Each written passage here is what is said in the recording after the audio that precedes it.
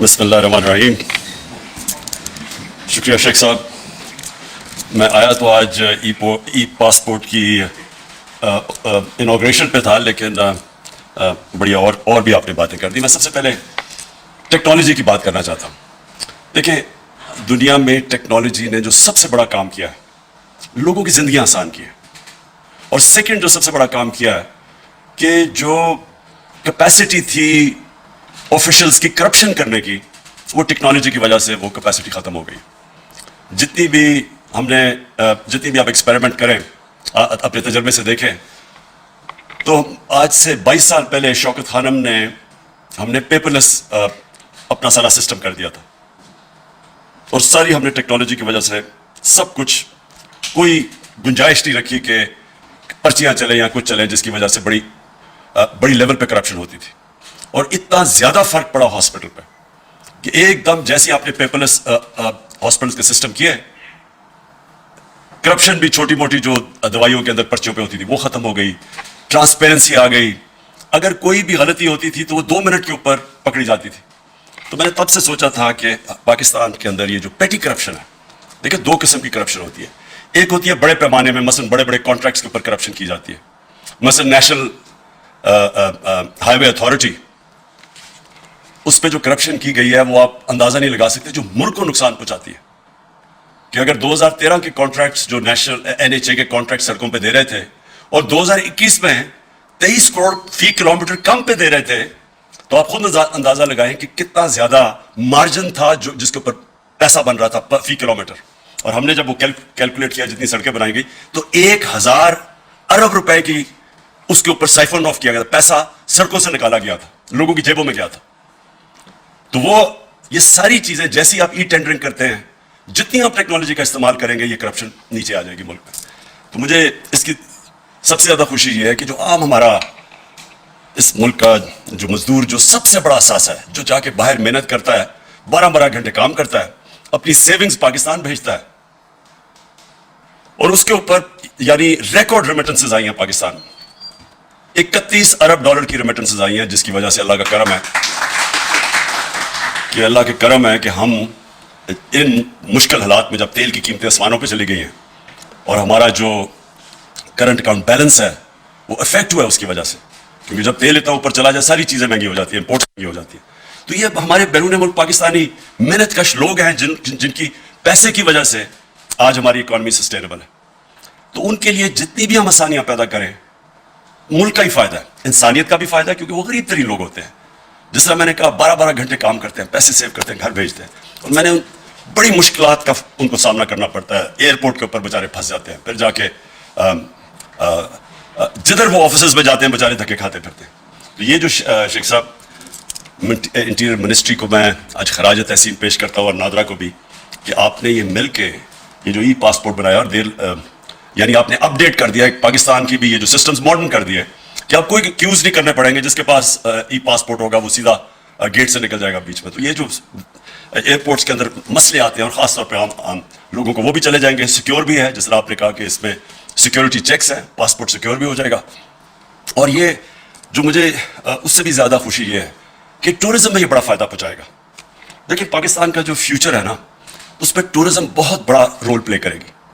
हमारा इस वक्त मसला है कि जैसे जैसे हमारी एक्सपोर्ट्स ऊपर जा रही हैं, लेकिन अभी भी हमारी इंपोर्ट्स उससे बहुत ज़्यादा है। तो वो जो गैप है, ट्रेड गैप जिसे कहते हैं, वो हमें, जब तक हमारी एक्सपोर्ट्स की कैपेसिटी बढ़ती नहीं जाती कि हम एक्सपोर्ट्स अपनी इंपोर्ट से आगे ले जाएं, तब तक ये जो गैप फिल हो सकता है। एक तो रेमिटेंसेस से ओवरसीज पाकिस्तानी करते हैं, दूसरा टूरिज्म। पाकिस्तान एक वो मुल्क है जिसको अल्लाह ने इस तरह की वैरायटी दी है कि हम हर किस्म की टूरिज्म अट्रैक्ट कर सकते हैं, लेकिन हमने कभी तवज्जो नहीं दी टूरिज्म के ऊपर, और टूरिस्ट के लिए आसानियां नहीं पैदा की। हमने रिजॉर्ट्स के ऊपर कभी सोचा नहीं। हमने टूरिज्म को अभी इंडस्ट्री बनाया, इसको पहले इंडस्ट्री बनाना चाहिए था, और इंसेंटिवाइज करना चाहिए था कि बाहर से आए लोग इन्वेस्ट करें रिजॉर्ट्स के ऊपर। असल में टूरिज्म, सिर्फ एक टूरिस्ट आ जाता है मुल्क में, उससे फायदा नहीं होता। टूरिस्ट मुल्क के अंदर आके जब पैसा खर्च करता है तो मुल्क को फायदा होता है। उसके लिए रिजॉर्ट्स चाहिए, उसके लिए हमने कभी उनको इंसेंटिवाइज नहीं किया। हमने बहुत बड़ी एक काम किया कि हमने स्कर्दू को इंटरनेशनल एयरपोर्ट बना दिया। उसका मतलब ये कि डायरेक्टली लोग अब स्कर्दू आ सकेंगे, नहीं तो वो आके बेचारे यहाँ फंसते थे कि मौसम खराब हुआ, इधर इस्लामाबाद में लोगों के पास टाइम नहीं होता। کہ اگر مثلا میری 2 ہفتے کی چھٹیاں ہیں اب میں 2-3 دن یا اسلام آباد میں انتظار نہیں کر سکتا کہ فلائٹ آئے تو بس کر دوں جاؤں. تو یہ جو اب ہم سٹیپس لے رہے ہیں اور پھر اس کے ساتھ ای پاسپورٹ کو ٹورسٹ آتا ہے اس کے لیے آسانیاں پیدا کریں اور اس سے بہت آسانیاں پیدا ہوں گی. تو یہ جو ہماری انشاءاللہ ٹورسٹ انڈسٹری کو جو چیزیں انسینٹیوائز کرتی ہیں جس میں ایک ای پاسپورٹ بھی ہے, اس سے یہ ہوگا کہ اس ملک کا آگے جا کے جو پورا پوٹینشیل ہے جو ہم ابھی تک اس کا پوٹینشیل کے قریب بھی نہیں پہنچ سکے, یہ اللہ کی ایک وہ اس نے ہمیں یہ تحفہ دیا ملک کہ اس کا ہم سوچ بھی نہیں سکتے کہ یہ کدھر سے کدھر پہنچ سکتا ہے اور یہ ملک کتنا خوشحال ہو سکتا ہے. آخر میں شیخ صاحب آپ نے بات کی یہ جو پولیٹیکل کرائسس ہے, دیکھیں یہ پولیٹیکل کرائسس تو ملکوں میں آتے رہتے ہیں, کوئی نئی چیز نہیں ہے. پارلیمنٹری ڈیموکریسی کے اندر کرائسس آتا رہتا ہے. کبھی مثلا لوگوں کو اپنی پارٹی کے اندر کانفیڈنس چلا جاتا ہے, نو کانفیڈنس ووٹ ایک جائز جمہوری طریقہ ہے. اس کرائسس کا یہ ہے ایک فورن امپورٹڈ کرائسس, یہ باہر سے سازش ہے پاکستان کے خلاف, اور یہ سازش تب سے ہوئی جب سے وہ لوگ جو باہر سے پاکستان کو ایک ٹیلی فون کال کے اوپر کنٹرول کرتے تھے, ایک ٹیلی فون کال پہ ہمارے سے چیزیں بنواتے تھے ہمارے نیشنل انٹرسٹ کے خلاف, وہ لوگ برداشت نہیں, ان کو عادت نہیں ہے کہ پاکستان میں کوئی ایسی لیڈرشپ ہو جو اپنے ملک کے انٹرسٹ کے لیے فیصلے کرے, کسی اور ملک کے انٹرسٹ کے لیے اپنے ملک کے لوگوں کے مفادات قربان نہ کرے. جو وار آن ٹیرر میں آپ کے سامنے ہوا ہے کہ تباہی ہوگی پاکستان کی, کوئی ایک مجھے بتا دے کہ اس جنگ میں شرکت کر کے کیا فائدہ ہوا, صرف نقصان ہی نقصان ہوا ہمارے معاشرے کے اندر. جو بیچارے, اور خیر میں تو کہتے ہیں اسپتال گیا, لوگ بیچارے کسی کی ٹانگیں نہیں ہیں, بازیں نہیں ہیں, کوئی پیرالائز ہو گئے, جو بچے تھے یہ بم اٹیک سے ہوئے تھے 80,000 لوگ ہمارے مر گئے. لیکن جو قبائلی علاقے کے لوگوں سے ظلم ہوا ہے, ہم تو دور تھے, یہاں ہمیں تو پتہ نہیں ان سے کیا ہوا ہے, جہاں ڈرون اٹیکس, وہاں جو تباہی مچی, وہاں 35 لاکھ لوگوں نے نقل مکانی کی, زکوٰۃ دینے والے اوور نائٹ زکوٰۃ دینے والے بن گئے. کسی نے نہیں پوچھا کہ یہ کیوں ہوا, یہ سب کچھ ہر چیز کی پوسٹ مارٹم ہوتی, اس لیے کہ ہم نے اپنے ملک کے انٹرسٹ کو قربان کیا کسی اور ملک کو فائدہ پہنچانے کے لیے جس نے اپریشیٹ بھی نہیں کیا. تو اس لیے عادت نہیں ہے ان کو, باہر کے لوگوں کو عادت نہیں ہے کہ پاکستان میں ایسی لیڈرشپ ہو جو اپنے ملک کے مفادات کو آگے رکھے. انڈیپینڈنٹ فارن پالیسی کا مطلب ہوتا ہے ایک فارن پالیسی جو اپنے ملک کی انٹرسٹ کو آگے رکھتی ہے. تو یہ جو سازش ہے یہ انشاءاللہ میں نے مینشن کیا کہ میرے پاس ڈاکیومنٹ ہے, وہ آج ڈاکیومنٹ میں سینئر جرنلسٹ کو اب دکھاؤں گا. لوگ سمجھتے ہیں نا جی کہ کوئی ڈرامہ ہو رہا ہے, یہ ڈرامہ نہیں ہو رہا.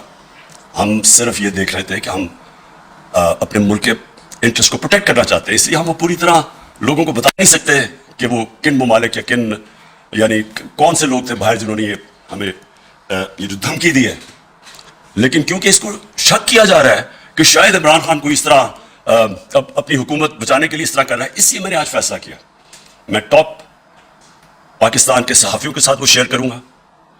میں یہ جو لوگ انجانے میں سازش کا حصہ ہیں, ان کو نہیں پتا کہ وہ کتنی بڑی سازش کا حصہ ہے, ان میں سے جو ہماری الائڈ پارٹیز ہیں ان میں سے ایک کو بلواؤں گا, ایک آدمی نمائندے کو بلواؤں گا, ان سے شیئر کروں گا, بتاؤں گا کہ یہ ڈاکیومنٹ ریل ہے.